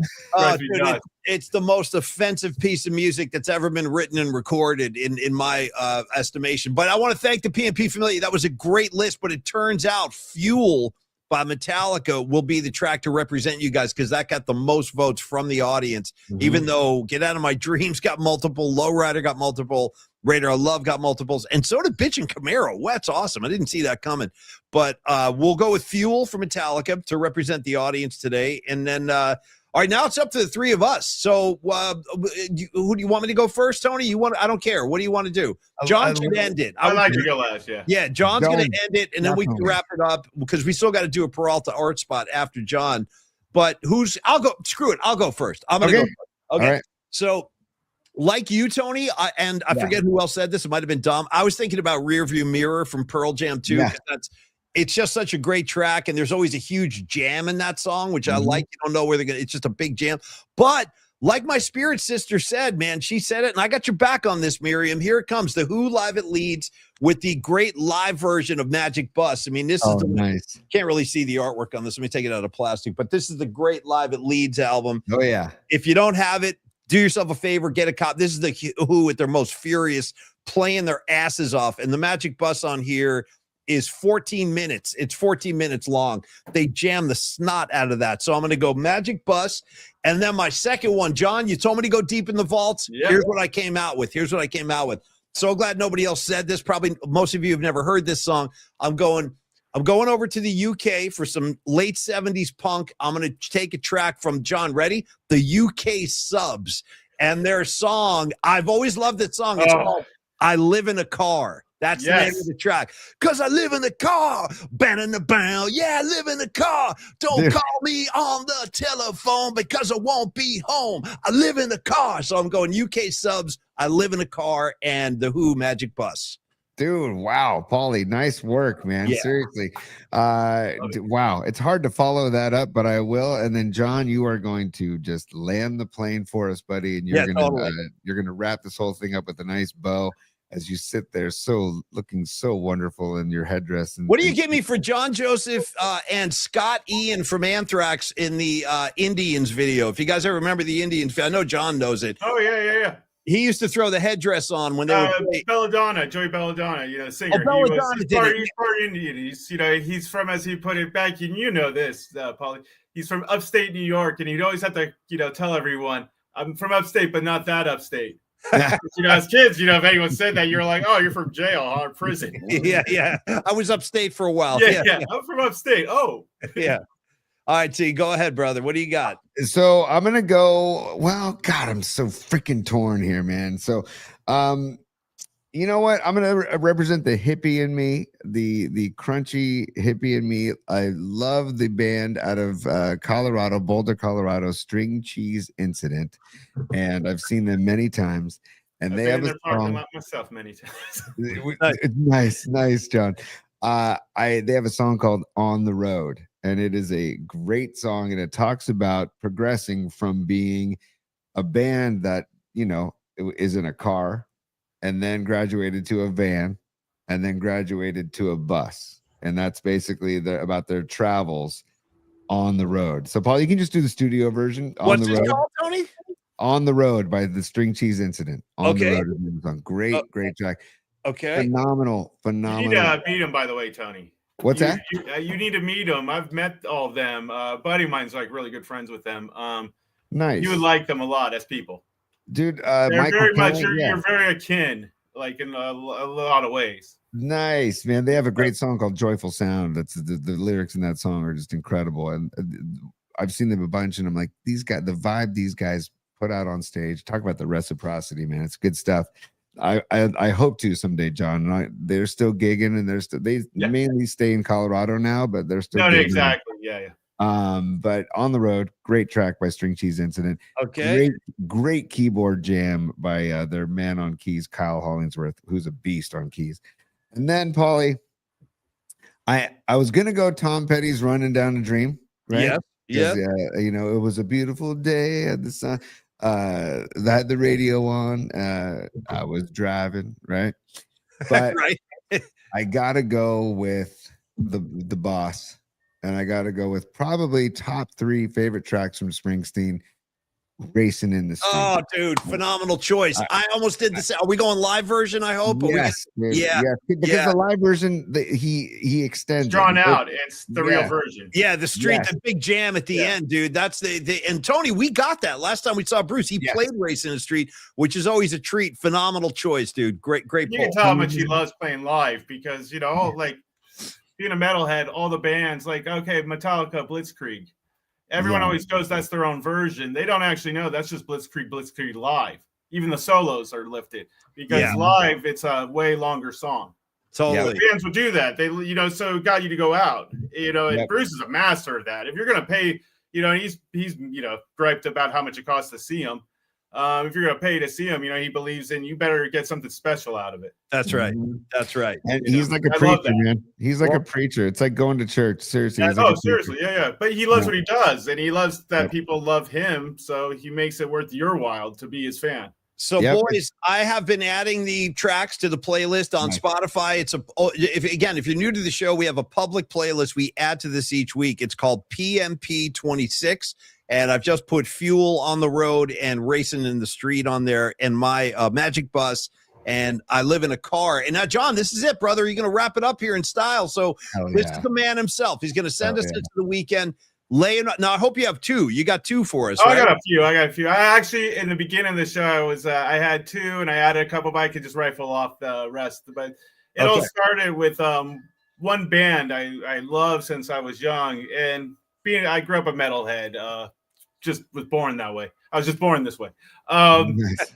And no one got me into. I just started with rock, hard rock, and progressed. Discovered Black Sabbath, AC/DC, the precursors, then Judas Priest, Motorhead, Venom, and it just went on and snowballed. But I really loved always when I was young the new wave of British heavy metal, all the English bands. Yeah. And it was hard to find that stuff. I did a lot of tape trading. I was big into that.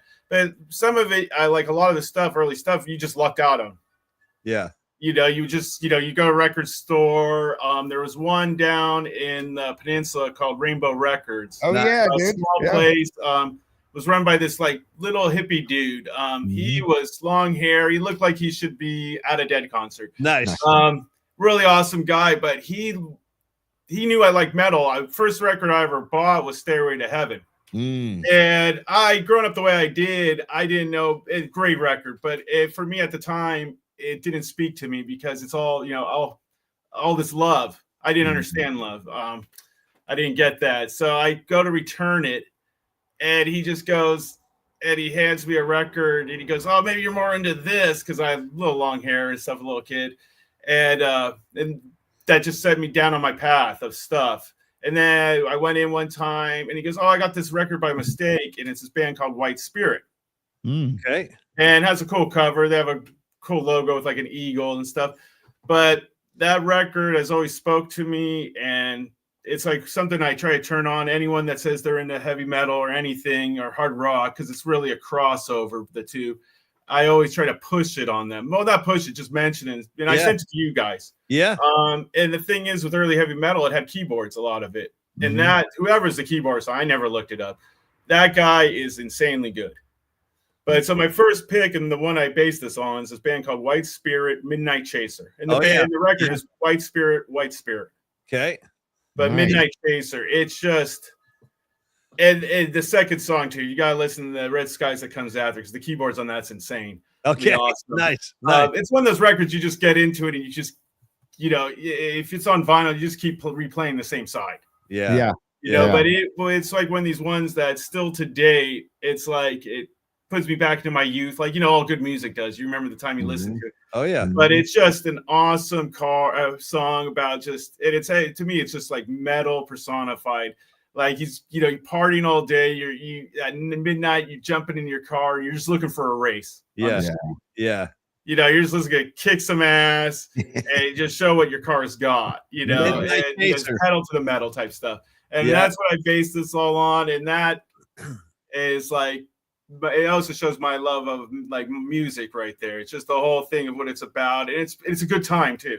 Okay. Nice. Nice. And then my next pick would have to be one that to me is one of the best soundtracks of all time, and a movie that bombed, but 1981's Heavy Metal, and it's Don Felder's Heavy Metal, Take a Ride. Yes. Oh, dude.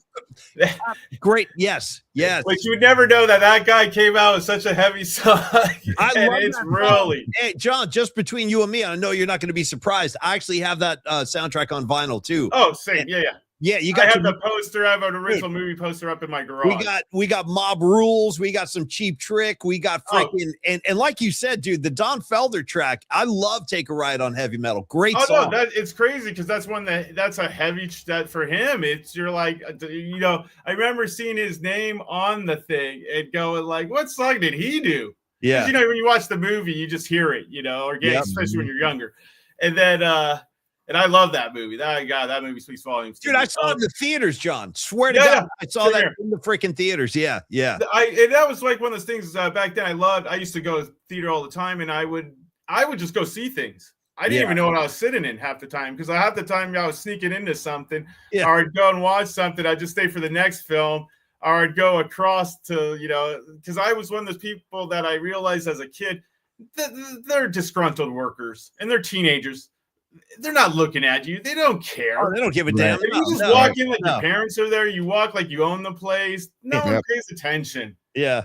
You know, but if you're looking scared, you know, that's like if you're driving fast and you see a cop and you make eye contact, they're automatically going to face you, because they know if anyone that makes eye contact with them is guilty. You know, but so that's my second pick. And then after that, it is a record, comes from a record and a band that we all love. But it comes from a record that the singer said he just didn't fit in. And I couldn't disagree more. And that's Ian Gilliam, and that's Black Sabbath. Oh, dude, Born Again. Let's go. I love Born Again. And that is the first track is Thrashed. Yeah. And that song is a true story about when they were recording it at Richard Branson's studio, you know, Virgin and all that. Yes. Yes. So they're recording, and he stole what's his name? The drummer. He stole what's his name? Bevan. Yeah, thank you. Yeah. Steals his car, and there's a track down the street, and he goes to the bar. He's getting drunk, drinking tequila. He steals the car, and he hits about the 25th lap, or he jumps in, and like the lyrics say, he hits 105 right off the bat, and then by the 25th lap, he loses it on a turn. Yep. And he talks about how, you know, the car is flipping over, and you see it. The sky is the ground, and he's talking about God because of Mr. Miracle, and he prays him, says, "I'll never do this again." And then, you know, he makes it out. The car's just total. It's trashed. Yeah. And so he makes it out alive, and he and he's like, he knows, even at the time when he was like praying, he's thinking Mr. Miracle knows it's a lie. Hey, so he goes straight back to the bar. He goes drinking again, and then he goes in the studio. Yeah, writes it all down, and that's the track that came out of it. So you know, he's a big fan of that album. He's a big Zero the Hero fan. Is my main man Rags? He'll talk Zero the Hero is one of my all-time favorites. I'll send you guys. I'll link you. I have, and they've released it's on vinyl now, but I used to have it beforehand before it was anywhere. I have the studio pre-version. It's like 5 more minutes. Okay, get it over. Yeah, it's there's a bunch of different versions, but no, that's also for my. I'm a big death metal head, and that is the precursor. Hey, John, give me your. Riff is just unbelievably heavy. Give me your honorable mention tracks, and then we got to go. Okay, I'll do that really quick. Honorable mention. I'll go back. I'll go reverse because that's 80, 81. A lot of these are 81. Would be Riot from New York, the new wave of British heavy metal, but America version. Riot, unbelievable. They're called Riot 5 now. If you look them up, all the members are dead, and now members of other heavy metal bands do them, and you can't tell the difference. It's like a love. But it's from the Narita record from 1979, and it's Road Racing, and with no G, with an N with a little apostrophe. Unbelievably good one. Just it's another one. It's about, it's a good time. And then let me think here. Fastway. Yeah. Fast Eddie Clark when he left Motorhead. And to me, destroyed Motorhead because I love it. God, jeez. Yeah. Just big miss a piece, But his record, All Fired Up, and the song All Fired Up with the Dragstar cover. Yeah, man. Really good band. Doesn't get any love. It's one of those ones that just slips through the cracks. But then the Aretha Franklin Mikey did is Freeway of Love. Yes. That's, yes. But also, has a little thing about a pink Cadillac in it too. But then UK Subs you were talking about. Yeah, man. Yeah. I was going to pick that. I live in a car. I wanted to throw in a punk one. I'm like this weird hybrid. And when I was a young guy, it was either metal or nothing else. Dude, I was into punk and metal. That's a good track. I Live in a Car is a good track. It's that was mine. And then I started thinking about it, and I was like, well, there's one band I love, And some people know him by GBH, gross bodily harm, and some people call it charged because they would always have that written on top, but it's just GBH. It's not charged GBH. Right on. I don't know what that's about. I've seen a bunch of times, never asked them. But high octane fuel. Okay. And they're a band that doesn't get a lot of like known love, but if you hear one track of theirs, they started a whole genre of punk and of rock, and they're still going today, and it's still the same guys, which is always insane. But yeah, I had to throw in a punk track. I love those guys. Nice. There's probably so many records. That was the thing with this. It's so hard. Hey, and dude, we all know tons of them. you did beautifully, John. I mean, first of all, you're presenting like a champion. Yep. You got the musical knowledge that few do. And listen, from me, I'm guarantee you, I'm speaking on behalf of the whole PMP community.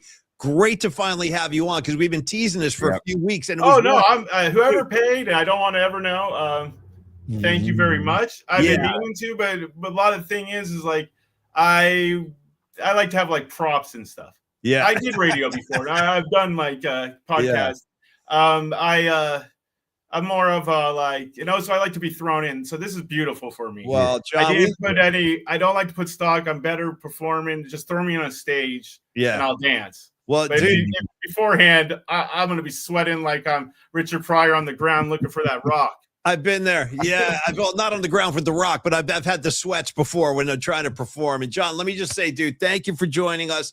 Have yourself a great weekend. We'll see you soon at Standard TV. And I got it. I probably won't be able to make it out. There's a show going on, and I have some friends from Finland that decided to fly out and buy me a ticket. Okay. And I'm like, but how do you? No, it's all good. Fly halfway across the world to hang out with you. It's all good, John. It's all good. And thank you. But I have one sponsorship I'd like to do really quick because you guys were talking about Michael Irvin yesterday. Yeah. And the reason why he didn't love the Bay is because the Bay didn't love him. We had someone far superior. We had the GOAT himself. Yeah. Old Jerry right here. Yeah. And Michael, a lot of you guys don't know this. When Michael made it big and his first big season, his biggest game, he gave his mom his jersey and she put it on the wall. And when he came back, the jersey was gone. And he goes, Mama, you've been robbed. Mama, you've been robbed. And she's like, what do you mean I've been robbed? He said, where's my jersey? And she goes, oh, son, I traded out for something better. And she did the Cam Newton one before, and she had a Jerry Rice jersey. Nice. Not a true story, but, that's how I like to perceive it happen. But how can you not hate this area? Much love to you, John. Have a good weekend, brother. We will be talking soon. Be safe. Oh, you guys, everyone, thank you so much for turning in all you did. Unbelievable picks. You actually crossed off a ton of what I was hoping to see. There's one or two other ones, but they're really out there ones. Next time, man. We'll do it. But the whole, Freeway of Love, unbelievable. Respect. Low Rider. Oh, your guys' picks. Wow. Thank you. Cheers, John. Be good, brother. We'll see you. Have a great one. Thank you so much. John Joseph. Love you all. Have a great weekend, guys. You too, man. You too. Much love for John. He's one of the original OGs of the show. He crushed it, dude. He crushed it. This, by the way, longest guest sponsor appearance of all time. Hands down, not even close. So we're going to let John could have his own show, dude. He could have his own show. He probably should. He probably should. John, you should get in touch with the Bay Area Sports Collective and get like a specialty show. I would watch it. I know I would. 100%, dude. We have gone late today, so here's what we're going to do. We're going to wrap the show with a final word for our final sponsor today. That is my main man, Dom Peralta, because he's been working his A off. I mean, everything you're looking at on the show is a result of Dom Peralta's artistic vision. And when we talk Peralta Arts and Company, Tony, you know what it is. You know what's up. It's like Dave Chappelle says, you know what it is. It's where graphic design, illustration, music, and pop culture all collide. Where else are you going to get guys like John Joseph hanging out for 45 minutes on a freaking Friday? We're giving that to you, and Dom's giving us all the visuals to go along with that. Tony, we have a brand new feature we're going to unleash right now. Dom has been generous, and he's been working on this. It's the new poster for the Polymac and Friends gig, which is coming up in a couple of weeks. That's March 20th, folks. What do you see? Look at that thing. Look at that. Yeah, it's great. Dude, that's freaking beautiful, Dom. That is freaking beautiful. I can't thank you enough for that. They will be available too if you want to get one at the gig. He'll have a stack of them, I'm sure, like last time. Dom, I think it looks amazing. Thank you so much. And I got to tell you, this is a one night only gig, Brisbane Inn on March 20th. It's a Friday. Great way to kick off the weekend. We're playing 2 sets. The first set will be just a mixture of all kinds of cool stuff we like. And then set number 2 is our Bob Weir tribute. We have 2 guest guitar players coming in. It is going to be a lot of fun. Jeff Faust is going to sit in for a track from the Freestone Peaches. He's going to be there. We are going to have ourselves a hell of a time. And I hope to see as many of you as possible, and definitely support Dom and grab one of these posters at the show. And now, if you've got an idea for something else, not involving a Polymac gig, I totally get it. That's cool. But your story does deserve bold visuals, and Peralta Arts and Company will bring them to life with Bay Area soul, Bay Area passion, Bay Area heart, and Bay Area sensibility. So contact Peralta Arts and bring your next vision to life. You know Dom, he's the easiest guy in the world to talk to. Call him, text him, 650-796-3144. You can also email Dom anytime. It's Dominic@stellar.design. And Dom, also, thank you. And I think you were doing this. I'm not sure if Patty was in on this week, but I know Dom has been the guy who's compiled all the listener contributions to give the list to Tony. So thank you for that too, Dom. Tremendous work. We love Peralta Arts. We love Dom Peralta. Tony, final thoughts, and we got to dismiss this class. Yeah, we'll dismiss the class, Paulie. I also just want to thank Dom for all of his efforts for today and for that poster. And also Pine Needle sent this in, and also Dom sent this in. So I wanted to just give this on the way out. This is a birthday cake for our very own Patty from Napa. Happy birthday, Patty. Yeah, get a good piece. I also want to say Corinne Sartoria is a super. Yeah. And he says, happy birthday to our queen, Patty. Let's celebrate when you get back from Lake Havasu. So I agree. Patty, with that. On behalf of all of us at the PMP Familia, in the PMP Familia, happy birthday. There's your Bon Jovi birthday cake, and that's Dom Peralta sent that in. Pine Needle sent that in as well. Thank you guys for sending that into pollyspot@gmail.com. And yeah, Paulie, it's been a hell of a week, man. John Joseph just wrapped it up in style with a phenomenal musical assignment. Greg Trela last week, Steve Groschel next week. I love what we're doing with the musical assignment. And if, Me too. By the way, Aaron Kask and I have been talking on text. I think Aaron's going to sponsor a Tony's Top 3 coming up here in the next couple of weeks. Nice. So, great. Yeah, great. we got some good stuff happening. If you want to sponsor anything, a segment, you can email us, pollyspot@gmail.com, or go to our YouTube channel at Polymax Particles. And subscribe while you're there. And then go to the links tab, which is just underneath our bio, and you can pick what segment you would like to get involved with. Yeah, and also thank you, and a very happy birthday to our man Big Al too. Big Al's out there celebrating a birthday today. Cheers to you. And that's it, Tony. Dismiss the class. Let's let this weekend get started, and we'll be back on Monday at high noon to review the weekend and get your week started. So, Tony, take us home with some clear sounding sounders, if you could. Yes. Here we go. Business hours are over, baby. It's business time. And then Hey, Tony, great job, dude.